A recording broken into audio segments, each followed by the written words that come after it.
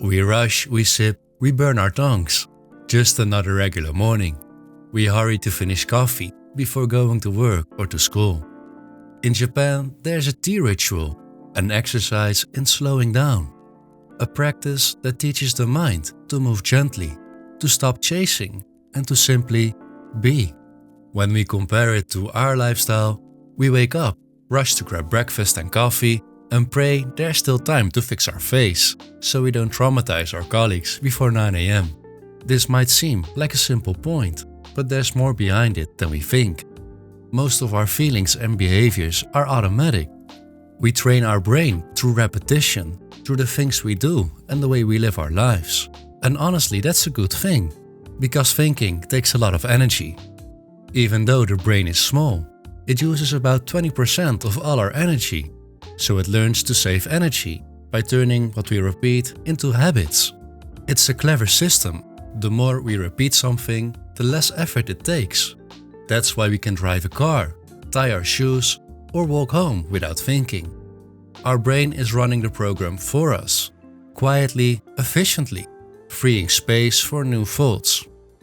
From a scientific and psychological view, these patterns exist for a reason. Our brain loves stability. It's wired to predict what happens next. This predictability calms the nervous system. It lowers stress hormones and gives a sense of control. Back to the Japanese tea tradition. In this practice, there are 4 important foundations. Lessons our brain learns through the simple act of tea drinking. So, how does this whole Japanese tea thing actually work? It's called Shanoju, or way of the tea. And no, it's not just fancy tea pouring. In Japan, they turned making tea into an art form.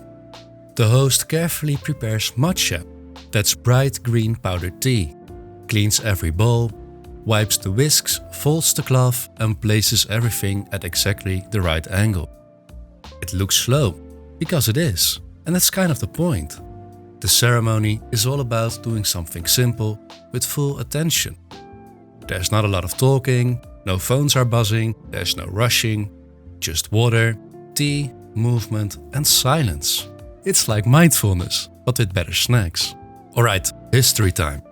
This whole thing comes from Zen Buddhism, and a guy in the 1500s called Sen no Rikyu. He basically gave it its soul. I'm so sorry for the people who do speak Japanese, I'm butchering the name anyway. Sen no Rikyu believed you could train your mind through ordinary actions. If you can't stay calm while whisking tea, you can probably stay calm in life too. Rikyu wasn't into luxury or showing off. He preferred old cups, uneven bowls, and dim rooms.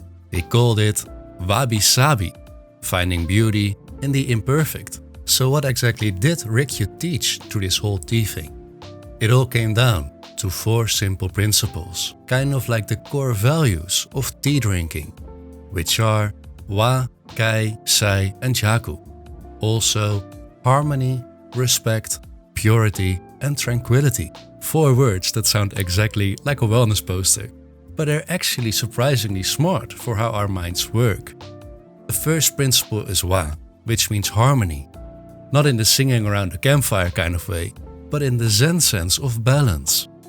Between people, nature, and the moment you're in. This idea comes straight from Zen Buddhism. In Zen, harmony isn't something you create by force. It's what happens when you stop trying to control everything. It is about accepting things as they are, not as you want them to be. In the tea ceremony, there's a subtle detail the brain picks upon. The host doesn't find imperfections. He moves with it. If the tea bowl has a small crack, that's fine. If the light in the room changes, that's part of the experience. Everything that happens belongs. It's a very Japanese idea that even imperfections can fit perfectly into the whole. Zen monks used to say, when you're in harmony with what is, the world stops being something you need to fix. From a psychological point of view, it makes total sense. When things around you feel calm and predictable, your nervous system relaxes. The brain loves patterns. It feels safe when we know what is coming. But harmony isn't just about calm surroundings. it is also about letting go of expectations. And that's where things get tricky. Our brain is built to predict. Uncertainty triggers stress. And let's be honest, we all act a little weird when stress kicks in. So there's a bit of egoism in how we want our world to be. We try to shape reality to fit our comfort, because it feels safer than facing things as they really are. But that only works for a while. Sooner or later, the world reminds us that it doesn't really care about our version of it. And when that happens, the brain has to do some cleanup. All those nice predictions we build up, gone. It's called prediction error, and your brain hates it. That tiny mismatch between what you expected and what actually happens is what triggers frustration, confusion, and sometimes even anger. It's basically your mind saying, no, wait, that isn't how the story was supposed to go. And that's the moment where harmony either breaks or begins. Because that's the moment when choice appears. You can fight reality, argue with it, try to bend it back into your plan. Like when a relationship ends and you keep replaying what you could have done differently. Or when work doesn't go the way you imagined and you start rewriting your whole career in your head. We do it all the time, trying to make life fit the version we expected. Or we can pause for a second and let it be what it is. Obviously, this sounds simple, because that means that we have to let go of our hopes, our dreams and ambitions. We all want things to be different, to be hopeful and hope for the best. Harmony doesn't mean giving up on hope. It means we stop fighting the gap between what we wish would happen and what is actually happening. When we accept that both can exist, hope and reality, we can calm our mind. We stop forcing life to make sense and start letting it unfold. If we expect the world to be flawed, and ourselves too, then when something bad happens, it fits the picture. The brain doesn't panic because it already made peace with the idea that things can go wrong. That brings us to the second principle, Kai, which means respect. Now, when we hear respect, we usually think of manners or the way we want to be treated. But in a tea ceremony, it is something different and a bit more practical. Respect in Zen isn't about following rules. It is about attention. It's the ability to see value in something or someone. In the ceremony, the host bows to the guest and the guest bows to the host. It might look overly polite, but it's a simple little reminder to see people in front of you as valuable, not as familiar. When we slow down enough to really notice the person in front of us, something changes in the brain. The areas responsible for empathy and reflection switch on. At the same time, the brain releases a little oxytocin, the hormone that helps us feel connected and safe. It's the same chemical that strengthens bonds between parents and children. This simple act of recognizing the value of people around us keeps us present and helps us connect on a deeper level. In a way, it's also a quiet message of love and appreciation. The third principle is Sai, which means purity. Now, before you imagine monks bathing in waterfalls, it's not about being perfectly clean or pure. It's more about creating mental space, clearing away the clutter so your mind can breathe again. In the tea ceremony, the host carefully cleans every tool, the bowl, the whisk, the spoon. It might look a little obsessive, but it's not about hygiene.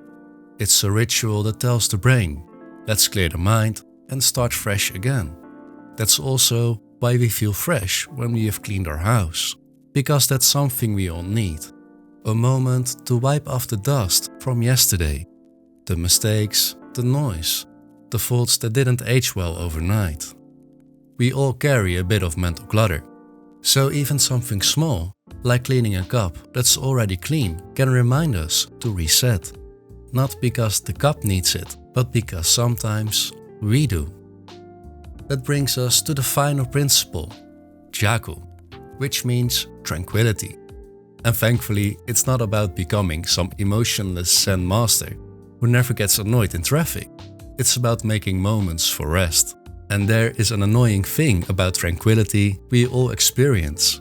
We feel stressed, So we tell our brain not to stress and to relax. And what does the brain do? It panics, because we are not relaxed. We can be pretty weird in that way. We fight what we don't want to experience. It's like a toddler who puts its finger in his ears, screams and runs away. Chaku, or tranquility, is the opposite. It's what happens when we stop trying and just sit with what is. And honestly, it's kind of amazing that 500 years ago, someone used the simple act of serving tea as a form of psychological training for one of the hardest things we can do. To be okay with what is, to accept who we are. To accept that life isn't always smiles, hugs and sunshine. Because most of our mental struggles come from that gap. The distance between what we expect, what we wish for, and what's actually in front of us. So next time we can use the simple act of serving tea as a small kind of training to find harmony and to accept the world as it really is. To practice respect and to treat ourselves and the people around us with love and value. To keep our minds pure and to remember that each moment is a chance to start fresh again. And finally, to experience tranquility, to pause and accept our feelings, both the light and the heavy ones. In a world where we rush to drink coffee before it's even cooled down, maybe slowing down for tea isn't such a bad idea.